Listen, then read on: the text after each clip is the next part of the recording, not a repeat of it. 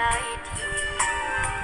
นกน้อยโบยบินหากินไกลถิ่นเรือนชา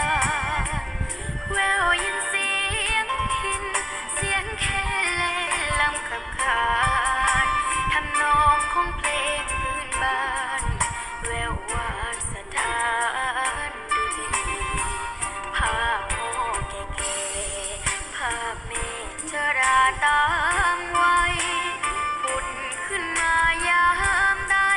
น้ำตาร่วงไหลทุกทีลมเอ่ยลมพัดปุ่มความรักความดี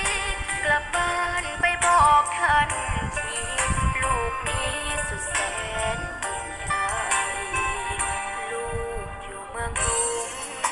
จะมุ่งทำงานให้หนักพ่อแม่เป็นหลักความรักเป็นกำลังใจ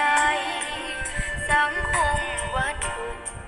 รุกราลูกนั้นหวั่นไหวถึงจะอย่างไร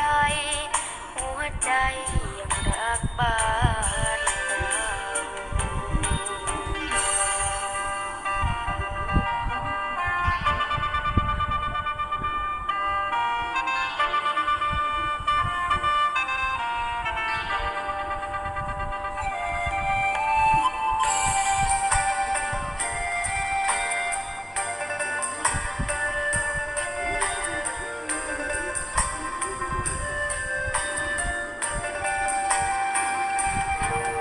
า เมืองกรุงจะมุ่งทำงานให้หนักพ่อแม่เป็นหลักความรักกำลังใจสังคมวัตถุรุกราลูกนั้นหวั่นไหว